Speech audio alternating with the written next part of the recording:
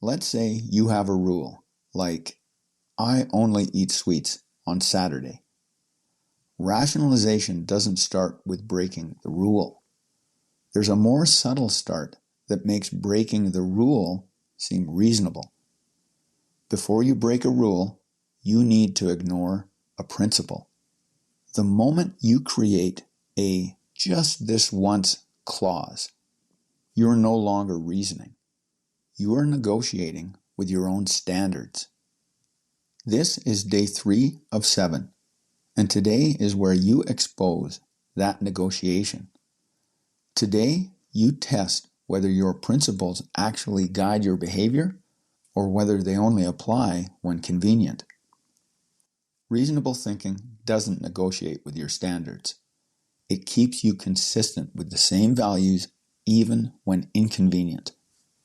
Rationalizing, however, creates exceptions regularly. It explains why the rules don't apply today. Hey there, it's me, Core, and you're listening to Exercising Self-Control from Fitness to Flourishing. By the end of today, you'll answer one question. Did I act in alignment with my principles, or did I create special terms? Start by writing the standard you claimed. Make sure it's concrete. For example, I keep my commitments even when I feel tired. Or, I exercise daily for at least 20 minutes. Or, I execute my morning routine before breakfast. Now, name the moment you suspended the standard. Write the sentence that got you off the hook. Be specific and be honest. You did what you did. Face your choice squarely. Now you're going to use the best friend test. Answer in 2 parts. First, if my best friend behaved this way, would I call it solid reasoning or a convenient excuse? Second, where did I suspend the standard for myself?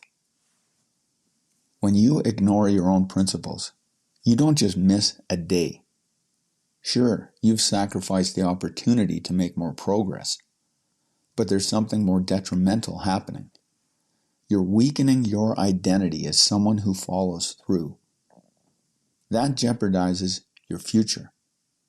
What you practice today becomes easier tomorrow. That's the real hazard. Next, commit to your standard again. Is it too ambitious? If it makes sense, revise your standard so it's doable on your worst day. Then record the standard I'm committed to living. Here's the entire journal prompt you'll use. 1. The principle or standard I violated. Make this one sentence. 2. My but this time exception was fill in the blank. 3. The best friend test. You're determining whether it was reasoning versus an excuse. 4. Your ACT score follow through today. Yes or no? 5. My standard for tomorrow.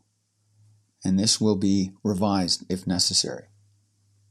When you name the principle and then name the exception, you see the truth without distortion. You didn't just skip a standard. You rewrote the rules to protect your comfort. That's the moment your identity weakens. But when you refuse to grant yourself special terms, you reinforce the identity of someone who follows through. You become the kind of person whose principles don't bend under pressure. That's the real work. You are training yourself to keep your word, especially when it would be easier not to. Tomorrow, we'll consider the consequences of our actions. By making the consequences glaringly obvious, we are in a better position to make more well-reasoned choices. When we do this with skill, The consequences of our poor choices take on the reality of a truck racing toward us as we cross the street. It becomes natural to move out of the way, or in the context of our principles, to follow them. Everything we explore in these episodes is just theory until you take action. If you're ready to stop drifting and start following through, head to the link in the show notes to join the Act Score Challenge. That's it for today. Catch you next time.